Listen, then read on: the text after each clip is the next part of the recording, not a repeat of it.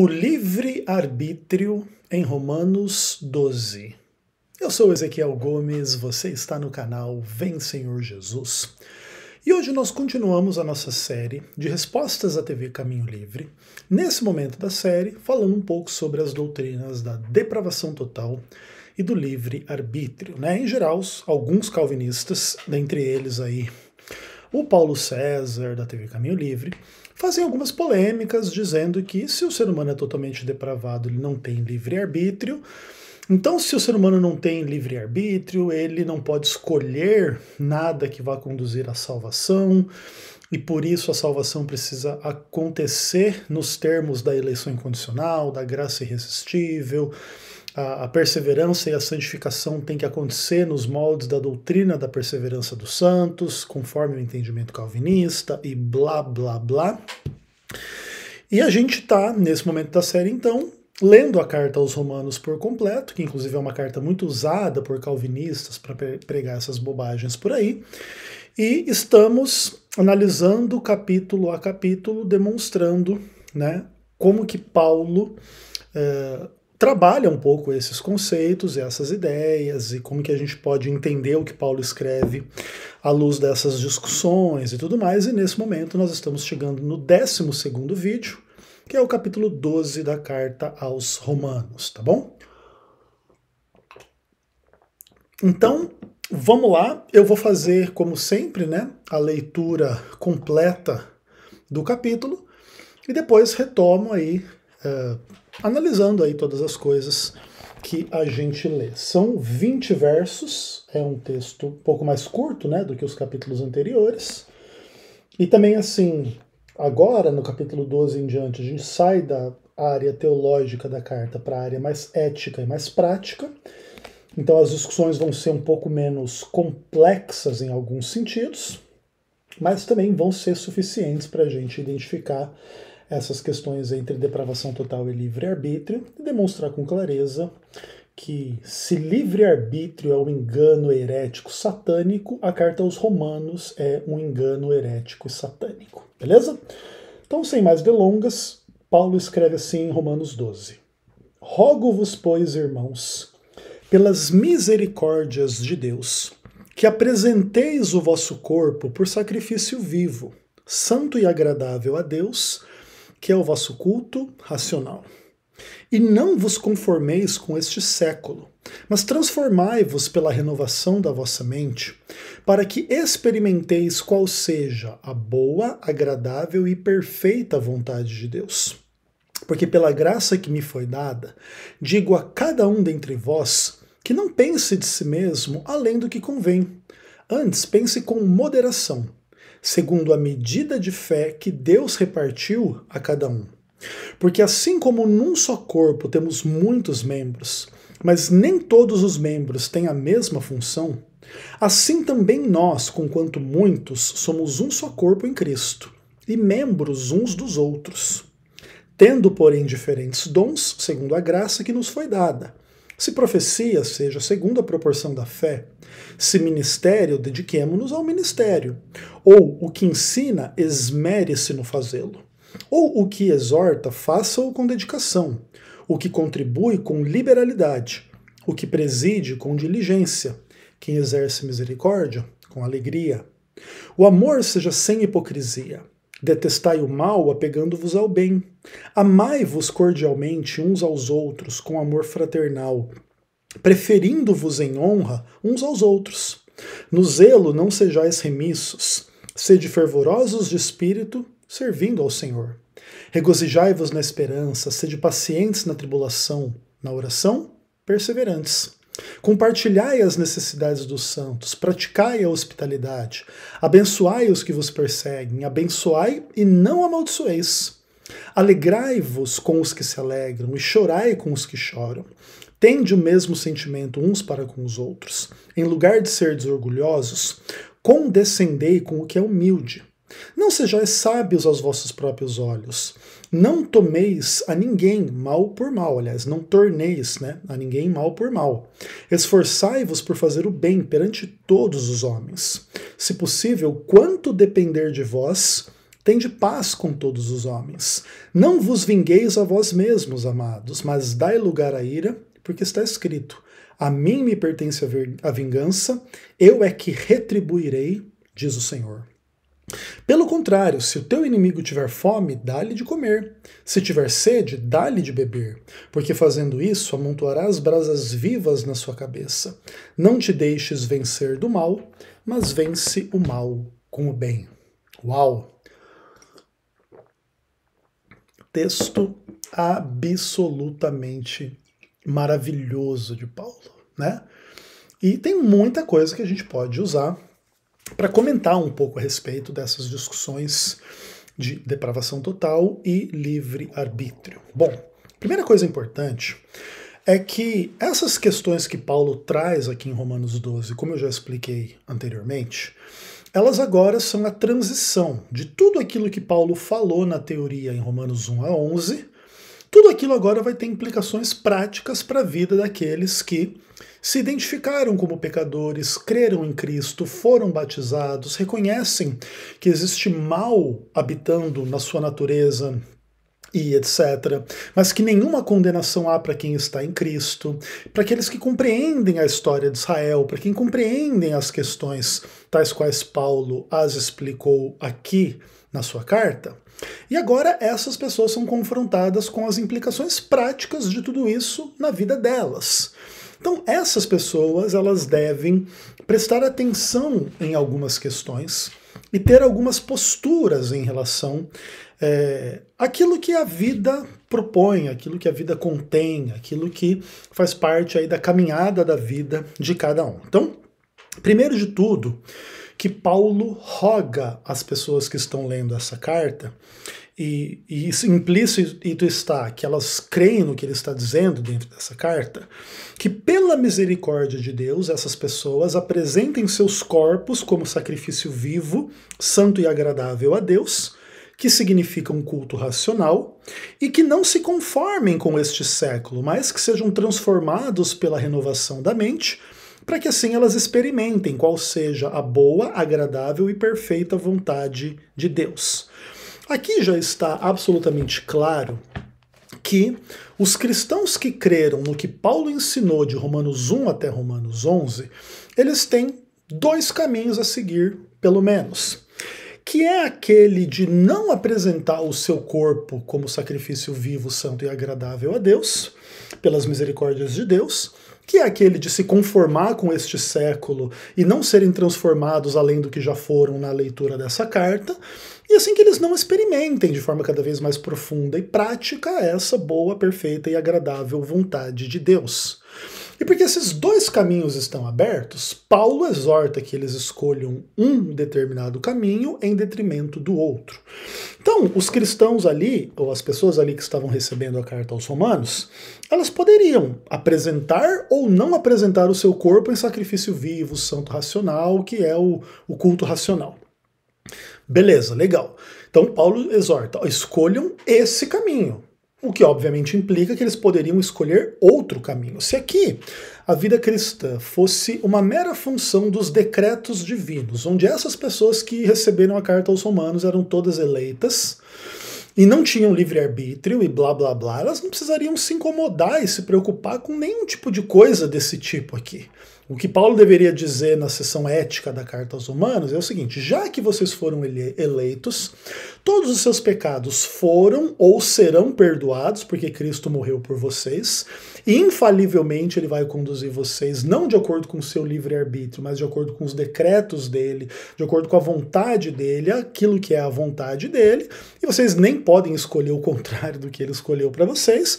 Então vocês vão fazer isso, ou vão fazer aquilo, ou não vão fazer isso, não vão fazer aquilo, mas não porque vocês mesmos tenham qualquer escolha de livre-arbítrio para fazer isso ou aquilo, mas porque Deus os predestinou a fazer isso e não aquilo, e não tem muita necessidade de exortação, até porque Paulo não poderia exortar as pessoas a fazer o contrário do que Deus supostamente determinou que elas fariam. Então, se Deus determinou que alguns leitores da carta aos Romanos não iriam apresentar o seu corpo como sacrifício vivo, ou não iriam deixar de se conformar com este século, e blá blá blá. Nenhuma exortação de Paulo teria o poder para desdizer aquilo que aliás, que Deus tinha decretado a respeito dessas pessoas. Então, se as coisas funcionassem de acordo com esse esquema imbecil da compreensão calvinista, não teria nenhum sentido, não somente essas exortações do verso 1 e do verso 2, mas do capítulo inteiro, e aliás, da sessão toda, né, de Romanos 12 até Romanos 16. Então, tipo, não faz nenhum sentido assim você achar que Romanos é uma carta calvinista, que ali o calvinismo está na sua forma mais maravilhosamente detalhada, lá segundo o apóstolo Paulo, na cabeça fantasiosa de calvinista. E esse tipo de raciocínio a gente pode aplicar a tudo aquilo que Paulo afirma em Romanos 12. Mas vamos avançar verso a verso para a gente entender tudo isso. Até porque tem um versinho aqui que acho que os calvinistas gostam de usar numa direção um pouco contrária a essa que eu aqui estou afirmando. Então ele diz assim, que pela graça de Deus, a gente que recebeu a graça, e a Paulo também foi dada a graça, a gente tem que entender que a gente não deve pensar de nós mesmos de forma desequilibrada, de forma extremada, como se tudo isso que a gente está aprendendo aqui, que Paulo está nos ensinando sobre Cristo, sobre o pecado, sobre a salvação, sobre Israel, sobre todas essas coisas, elas nos colocassem numa posição assim, de muita importância. Sim, nós temos a nossa importância, mas a gente tem que pensar nisso com moderação, segundo a medida de fé que Deus repartiu com cada um. Porque a gente é um só corpo, membros uns dos outros, ninguém é melhor do que ninguém, ninguém é maior do que ninguém, ainda que cada um é um pouco diferente em função de que os dons são um pouco diferentes. E aí Deus deu para um profecia, para outro ministério, para outro ensino, para outro exortação, para outro contribuição, para outro presidir, para outro exercer misericórdia e etc. Então são todas funções que existem, né? Para cumprir a missão da igreja, a igreja precisa manifestar todas essas coisas na pregação do evangelho. Então não pode ser uma coisa só teórica, precisa também envolver coisas práticas. Então tem o que ensina, tem o que exerce misericórdia, tem o que preside, tem o que faz profecia, tem o que exorta, tem aquele que contribui financeiramente e etc. Beleza? Mas o que é interessante é que no verso 3 se fala que Deus, ele repartiu uma medida de fé com cada um. E aí os calvinistas gostam de usar esse tipo de questão para dizer, tá vendo? A fé não é uma decisão humana, mas é Deus que dá a fé para as pessoas, de acordo aí com a fé de cada um, e etc. E essa não é uma ação humana, então o homem não tem livre arbítrio. Legal, beleza. Se a gente vai trabalhar nesse tipo de direção, entretanto, a gente precisa ser absolutamente claro. Se a salvação é pela graça mediante a fé, e a fé não é uma decisão humana, mas é Deus que dá a fé para as pessoas que têm fé, o que a gente vai concluir é que as pessoas que não têm fé, elas não têm, não é porque elas não têm fé, é porque elas não receberam fé da parte de Deus. E aí por isso elas não aceitam a graça, por isso elas não são salvas pela graça mediante a fé. Então, no final das contas, o calvinista teria que admitir que aquele que não tem fé, não o tem, porque Deus não deu fé ao respectivo descrente aí, que não tem fé, e que vai para o inferno não porque tem pecado, porque quem recebeu fé também tem pecado, mas vai para o inferno simplesmente porque não recebeu a fé, certo? E aí, já que a graça vem mediante a fé, quem não recebe a fé não recebe a graça, aí não é salvo, porque a gente é salvo pela fé mediante a graça. Aliás, salvo pela graça mediante a fé.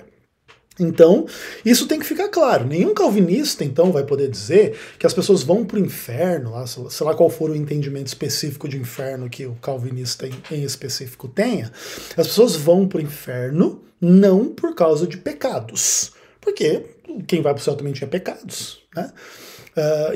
Mas sim porque Deus não quis a salvação daquelas pessoas, não dando fé a elas. Todavia, qual seria o sentido disso? Se, por exemplo, assim, se tudo fosse uma função de que Deus te deu ou não te deu determinada característica. E, por exemplo, a fé é uma característica fundamental em função da qual fluem todas as demais virtudes cristãs. Então, por exemplo, Porque eu tenho fé em Cristo, eu devo amar ao próximo, porque esse Cristo no qual eu tenho fé ensinou que eu devo amar o próximo como a mim mesmo, certo? Beleza, legal. Então, se me faltar essa fé, me faltará esse amor ao próximo, porque na ausência desta fé nesta pessoa que ensinou o amor ao próximo, eu não vou amar ao próximo, não vou perceber a importância desse ensinamento e nem vou ser capaz de praticar esse ensinamento por mim mesmo, porque senão eu seria capaz de cumprir a vontade de Deus sem fé, e isso é impossível segundo a Bíblia. Beleza, legal. Então todas as virtudes cristãs, elas fluem em função da fé. O amor, a justiça, a misericórdia, a obediência, a fidelidade, o arrependimento do pecado quando a gente peca. E sei lá, todas as características da fé cristã, ou da vida cristã, elas devem fluir inicialmente em função da fé. E se o calvinista tivesse correto na sua aplicação de que Deus deu uma medida de fé, então isso significa que o homem não tem participação na sua fé, e que, por isso, o homem não tem livre-arbítrio, você teria que ter um monte de conclusões absolutamente polêmicas, certo? Para dizer o mínimo. Então não adianta nada você exortar as pessoas a fazer tudo aquilo que está escrito no verso 9 até o verso 20. O que está escrito lá? Que o amor seja sem hipocrisia. Veja bem, mas se eu não recebi a fé que me conduzirá a amar sem hipocrisia, por que eu preciso ser exortado a amar sem hipocrisia se eu não sou capaz de fazê-lo? E se eu recebi a fé que me conduzirá a amar sem hipocrisia, eu não preciso ser exortado a fazer aquilo que naturalmente será feito em função do que eu recebi, não do que eu escolhi. Então, de qualquer forma, a exortação para que o meu amor seja sem hipocrisia, ele é inútil dos dois lados. Se eu tiver fé, isso já vai ser uma coisa natural, porque eu não posso ter participação na minha fé, nem nas obras decorrentes da fé, para não ter mérito na minha própria salvação, na minha vida cristã e blá blá blá. Então não adianta nada você dizer para aquele que recebeu fé, que o seu amor seja sem hipocrisia. Até porque, vamos pensar que nesse caso eu recebi fé. Aí Paulo diz para mim, Ezequiel, que o seu amor seja sem hipocrisia. Mas eu continuo sendo um pecador mesmo tendo recebido fé, e aí o meu amor é com hipocrisia. E de vez em quando eu digo para você assim, irmão, eu te amo muito, mas Deus sabe lá no meu coração que eu estou sendo hipócrita. Agora veja, se eu sou um eleito que recebi fé, fui predestinado para ir para o céu e Cristo morreu por mim e eu estou sendo um hipócrita, esse pecado da hipocrisia, no meu caso, vai ser perdoado. Eu não vou deixar de ir para o céu porque eu sou um hipócrita, diferentemente dos fariseus ou de alguns aí que são hipócritas e aí Deus não vai levar eles para o céu, né? Mas entende? Então, por exemplo, qual que é o objetivo de você me exortar a que o meu amor seja sem hipocrisia? Se o meu amor for com hipocrisia, eu vou para o céu do mesmo jeito. E eu não tendo fé e não tendo livre-arbítrio, eu nem tenho exatamente essa escolha, entende? Por exemplo, como se eu tivesse dois caminhos. Você tem dois caminhos diante de você para você escolher livremente. Amor sem hipocrisia e amor com hipocrisia. Se o livre-arbítrio é verdadeiro, então eu posso escolher entre amor com hipocrisia ou amor sem hipocrisia. Agora, se é mentira, não tem como eu fazer uma escolha entre uma coisa e outra. Até porque uma dessas escolhas tem que ver com salvação. É aquele que escolhe o amor sem hipocrisia, é aquele que vive a vontade de Deus. E não só nesse aspecto aqui do verso 9, mas a todos os demais. A continuação do verso 9 diz assim, detestai o mal apegando-vos ao bem. Então eu preciso ter a escolha de ou me apegar ao mal, ou me apegar ao bem. Ou me afastar do mal, ou me afastar do bem, ou detestar o mal, ou detestar o bem. De outra maneira, esse tipo de exortação é absolutamente vazia, absolutamente sem sentido, absolutamente sem propósito nesse mundo de fantasia de decretos calvinistas aí de Deus e blá blá blá. Então não tem o menor cabimento esse papo calvinista, entende? Isso em relação a todas as coisas. Amai-vos cordialmente uns aos outros com amor fraternal. Essa exortação só faz sentido se eu tiver dois caminhos. Amar as pessoas de forma fria ou de forma cordial, com amizade. Essa coisa também de amar as pessoas de forma fria, ela é um pouco estranha, mas pode ser que aconteça. Pode ser que uma pessoa tenha muito amor no coração, mas tenha dificuldade de expressar esse amor na amizade prática, por exemplo. no relacionamento prático. Então, veja, para que exortar as pessoas a seguir num caminho em detrimento do outro, se não existe livre-arbítrio, se tudo é uma função de decreto? O que Paulo deveria dizer é assim: fiquem alegres caso vocês sejam eleitos, porque aí Deus os terá predestinado a ter um amor sem hipocrisia, a detestar o mal, a se apegar ao bem, a se amarem aí cordialmente uns aos outros, preferindo-vos em honra. E aí vocês não vão ser remissos no zelo, vocês vão ser fervorosos de espírito, vocês vão servir ao Senhor, vocês vão se regozijar na esperança, vocês vão ser pacientes na tribulação, vocês vão perseverar na oração, vocês vão compartilhar as necessidades dos santos, vocês vão abençoar os que vos perseguem, vocês não vão amaldiçoar ninguém, vocês vão se alegrar com os que choram, vocês vão chorar com aliás, vocês vão se alegrar com os que se alegram e vocês vão chorar com quem chora. E aí eu poderia citar todos os demais aspectos do texto aqui que a gente já leu, entende? Mas não é nada disso que Paulo faz. Paulo não fala nada desse tipo. O que ele diz é: você precisa fazer algumas coisas. E aí você precisa fazer o quê? Você precisa ter um amor que não seja hipócrita, você precisa praticar a hospitalidade, você precisa abençoar, você precisa não amaldiçoar as pessoas, você não pode ser orgulhoso, você tem que ser humilde, você tem que se esforçar para não devolver mal por mal, você tem que fazer o bem, você tem que não se vingar, você tem que dar comida para o seu inimigo, dar bebida para o seu inimigo, você tem que fazer isso tudo e aquilo, e não se deixar vencer do mal e vencer o mal com o bem. O que obviamente implica que você pode fazer o exato oposto, senão você não precisaria ser exortado a fazer tudo isso. Você pode fazer o quê? Praticar o mal ao invés do bem, você pode não ser hospitaleiro, você pode não ter um amor cordial, você pode não ter paz com todos os homens. Inclusive é uma coisa engraçada, né? O texto aqui diz: no que depender de vós, tende paz com todos. Ué, no verso 18, né? Mas veja bem, se não tem livre-arbítrio, nada depende de nós. Tudo depende desses decretos aí, lá não sei onde, feito não sei quando, por Deus, lá na eternidade passada. Foi lá que Deus determinou se eu ia ter paz com todos os homens ou não. Agora, se depende de mim algumas coisas, e no que depende de mim eu devo buscar ter paz com todos os homens, é óbvio que eu tenho livre-arbítrio, não tem como ser diferente. Eu não posso controlar o livre-arbítrio do outro, então se o outro quiser ter guerra comigo, eu não posso impedi-lo de assim fazer, até porque o meu livre-arbítrio também pressupõe o livre-arbítrio do outro. Então, no que depender de mim, eu preciso usar o meu livre-arbítrio para ter paz com todos. Certo? E é o óbvio do óbvio do óbvio. Para quem achava que livre-arbítrio era heresia diabólica e etc e tal, nunca leu a Bíblia, nunca refletiu um mínimo de seriedade nas coisas. E aí o verso 21, que é o último verso do capítulo, ele diz: não te deixes vencer do mal, mas vence o mal com o bem. Ou seja, ou eu deixo ou não deixo me vencer pelo mal.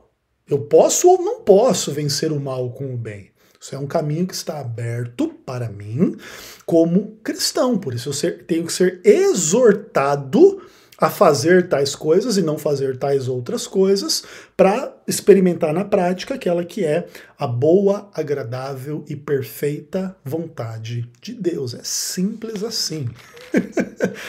Quem achava que Romanos era uma carta calvinista nunca tinha sequer lido Romanos. Eu não vou nem dizer que você nunca fez exegese profunda de Romanos. Não, a leitura popular, simples, clara, cristalina e tranquila. Beleza? Então é isso. No próximo vídeo a gente continua do capítulo 13 em diante. Vamos fazer todos os capítulos.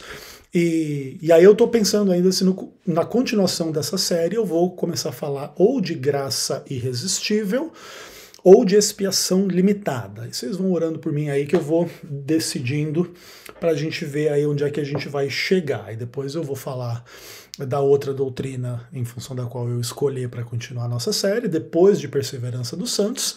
Depois nós vamos falar lá das bobagens do Paulo César sobre o tal do juízo investigativo. E por fim eu vou responder algumas coisas do Paulo César em relação ao meu livro sobre João capítulo 6.